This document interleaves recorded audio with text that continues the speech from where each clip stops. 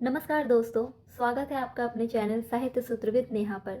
Part 1 में आपने संधि विच्छेद की 7 सबसे ज़रूरी गलतियां सीखी थी और आज के इस वीडियो में हम सीखेंगे और भी tricky mistakes with important examples जिन्हें 90% बच्चे एग्जाम में गलत कर देते हैं। एक और बात, अगर आपको ये वीडियो अच्छी लगे तो लाइक कमेंट करना ना भूलें और मेरे चैनल को जल्दी से जल्दी सब्सक्राइब कर लीजिए। तो चलिए शुरू करते हैं बिना किसी देरी के।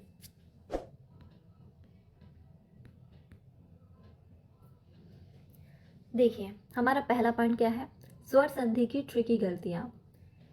एग्जाम्पल्स देखिए, अ प्लस ई मिलकर क्या बनता है? ए। उदाहरण देखिए। देखिए, हम सबसे पहले गलत उदाहरण देखेंगे और सही उदाहरण देखेंगे। सबसे पहले गलत उदाहरण देखने का मतलब ये है कि अगर हमें पता चल जाए कि हमारी गलती क्या है तो हम उसे सही करने में हमें ज़्यादा मुश्किल नहीं होती। अगर हमें पहले ही अपनी गलती पता चल जाती है तो हमें उसे सही करने में ज़्यादा दिक्कत नहीं होती। इसीलिए मैंने यहाँ पे पहले गलत एग्जाम्पल समझाया है, फिर मैं सही आपको बताऊँगी। चलिए उदाहरण देखते हैं। गलत उदाहरण क्या है? नड़ी प्लस ईश्वर, तो उससे अधिकतर बच्चे क्या शब्द बनाते हैं? नरीश्वर। नरीश्वर संधि बनाते हैं, जो कि गलत है। सही क्या है? नर प्लस ईश्वर, तो उससे संधि क्या बनेगा? नरेश्वर। देखिए यहाँ पे एक चीज़ समझने की ज़रूरत है। नर प्लस ईश्वर, नर, नर मतलब पहले शब्द का दूसरा अक्षर अ और दूसरे शब्द का पहला अक्षर ई, ये दोनों मिलकर क्या बन रहा है? ए बन रहा है। अब देखिए, अगर नर का हम वर्ण विच्छेद करेंगे तो कैसे होगा? आधा न प्लस र, आधा न प्लस अ, फिर आधा र प्लस अ, यानी कि न अकेला नहीं है, न के साथ अ जुड़ता है तब वो पूरा न बनता है, और र भी अकेला नहीं है, र के साथ जब अ जुड़ता है तब वह पूरा र बनता है।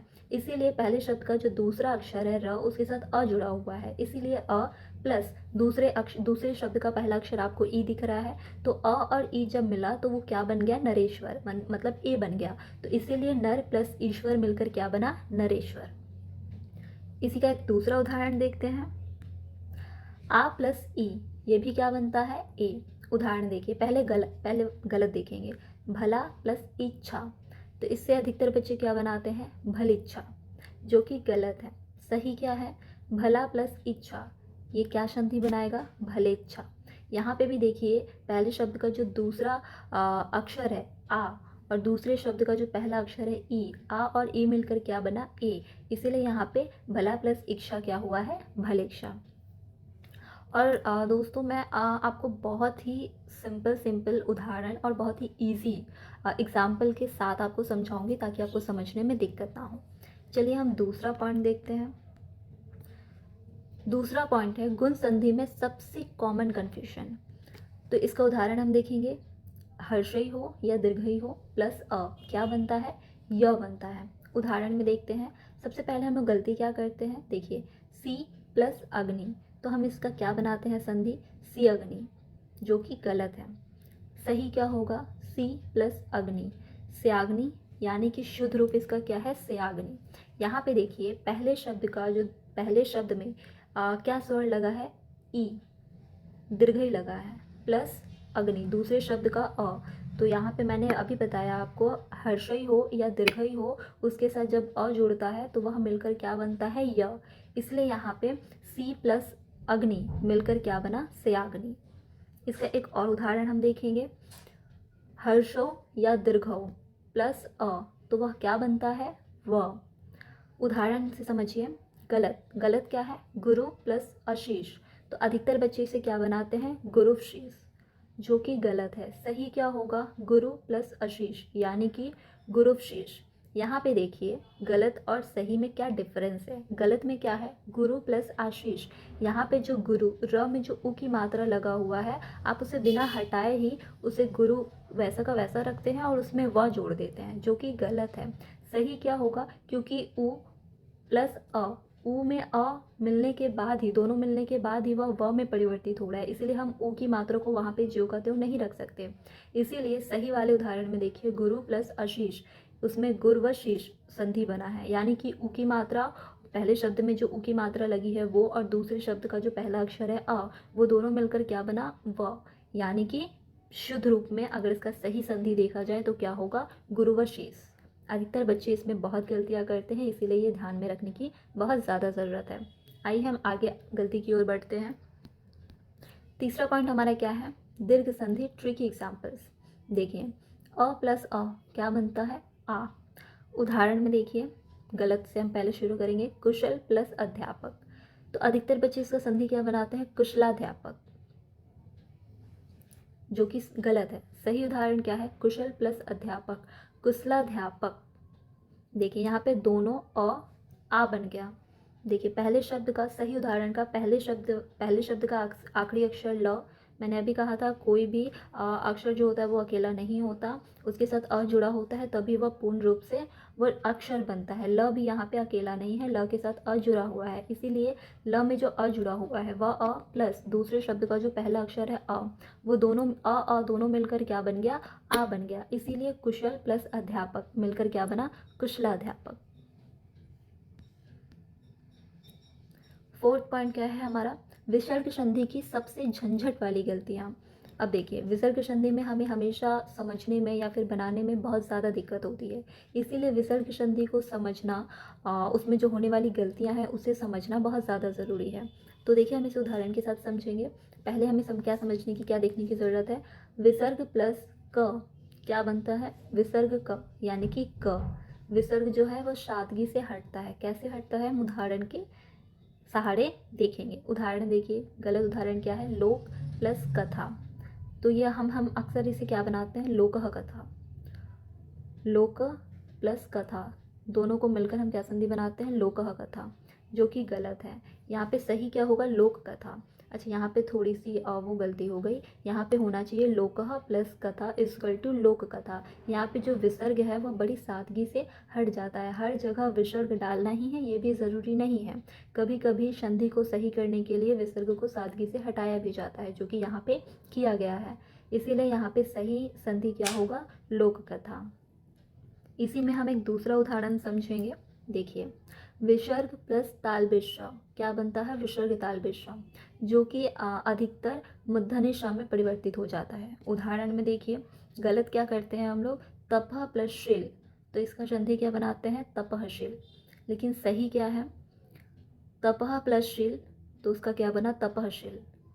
इसके बाद फिर हम अगर इसे ठीक करेंगे तो तपहशील, तपह प्लस शील यानी कि तपहशील, तो इससे तपहशील ही कहना सही है। लेकिन शुद्ध रूप में क्या होता है? तपह प्लस शील इज इक्वल टू तपह प्लस शील यानी कि तपहशील।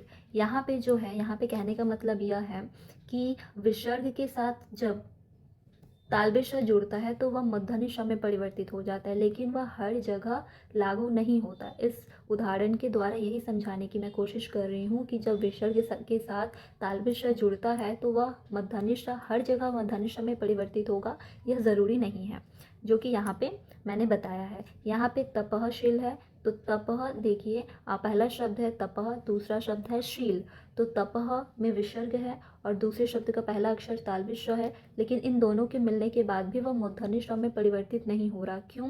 क्योंकि यह जो नियम है वह हर जगह लागू नहीं होता, इसलिए यह ध्यान में देने की ज़रूरत है। आपको इसे समझने की ज़रूरत है कि हर जगह विसर्ग प्लस तालव्य श मूर्धन्य ष में परिवर्तित नहीं होता, वह तालव्य श के तालव्य श में ही रहता है, उसी रूप में रहता है। तो इस चीज़ पर आप अच्छे से ध्यान दीजिए और इसे अच्छे से समझिए। तो आइए हम आगे बढ़ते हैं। यर्ण संधि की कन्फ्यूजन बहुत ही ज़्यादा इम्पॉर्टेंट है। इसमें देखिए हर्षई हो या दीर्घई हो, वो किस में परिवर्तित होता है? य में। उदाहरण से देखते हैं। गलत क्या करते हैं हम? कवि प्लस अलग, तो इससे अगर हम इसका हम संधि करेंगे तो हम क्या करते हैं? कवि अलग, कवि अलग। यहाँ पे जो कवि है वो कवि वैसे का वैसा रह गया और अलग में हमने अ को य में परिवर्तित कर दिया। अक्सर बच्चे यही करते हैं, जो कि बिल्कुल भी गलत है। सही क्या होगा? कवि प्लस अलग। इसका अगर हम संधि करेंगे तो वो क्या होता है? कव्यलग। इसका प्रचलित रूप कविलग है, लेकिन अगर हम सही संधि करने की बात करें तो यहाँ पे क्या होगा? कव्यलग। यहाँ पे देखिए क्या हुआ, पहला जो शब्द है कवि और दूसरा शब्द है अलग, तो यहाँ पे पहले शब्द का जो आखिरी अक्षर है उसमें कौन सी मात्रा लगी हुई है? हर्षई। हर्षई हो या दीर्घई हो, मात्रा क्या है? हर्षई, और उसके साथ क्या जुड़ रहा है? अ। तो यहाँ पे हर्षई के साथ जब अ जुड़ता है तो वह य में परिवर्तित हो जाता है। और एक और बात समझने की ज़रूरत है कि जिस अक्षर के साथ मात्रा लगी होती है वह आधा हो जाता है। देखिए यहाँ पे कव्यलग इसलिए हुआ है, क्यों? क्योंकि कवि जो शब्द है उसका आखिरी अक्षर है व, और व में हर्षे की मात्रा लगी हुई है।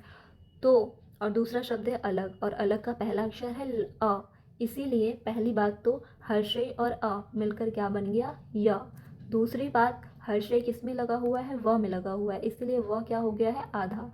यानी कि व जिस अक्षर के साथ मात्रा लगी होगी वह आधा हो जाएगा।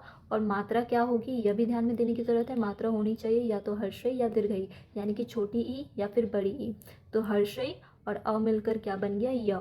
तो इसीलिए उसका सही संधि क्या होगा? कव्यलग। लेकिन कविलग शब्द प्रचलित रूप, उसका प्रचलित रूप है या प्रचलन में है, इसलिए कविलग लिखा जाता है, लेकिन सही संधि क्या होगा? कव्यलग। इसके बाद है वृद्धि संधि। एग्जाम में पूछी जाने वाली ट्रिकी मिस्टेक्स। इसमें हम क्या गलती करते हैं? देखिए, पहले अ या आ हो, उसके साथ जब री जुड़ता है तो वह किस में परिवर्तित होता है? अर में। उदाहरण के साथ हम समझेंगे। गलत क्या है? धरा प्लस ऋषि, हम उसका संधि क्या बनाते हैं? धराश्री। ये गलत है। सही क्या होगा? धरा प्लस ऋषि, धारश्री। यहाँ पे धारश्री हो गया। ठीक है। 7वां पॉइंट क्या है हमारा? संयुक्त अक्षर पहचानने में गलती। संयुक्त अक्षर क्या क्या होते हैं? त्र, द, ज्ञ, छ, जिसको हम गलत काटते हैं। उदाहरण से समझेंगे। गलत क्या है? सत्य प्लस अर्थ, हम इसका क्या संधि बनाते हैं? सत्यार्थ। जबकि सही क्या होगा? सत्य प्लस अर्थ, सत्यार्थ। एक्चुअली इसमें ज़्यादा डिफरेंस नहीं होता, लेकिन हम समझने में गलती कर देते हैं, इसीलिए कहाँ पे क्या होगा ये समझना बहुत ज़्यादा ज़रूरी है। अब है टेस्ट टाइम। अब आपकी बारी। इन 3 शब्दों का संधि विच्छेद कमेंट में लिखकर बताइए। धर्मार्थ, महर्षि और देवोपदेश।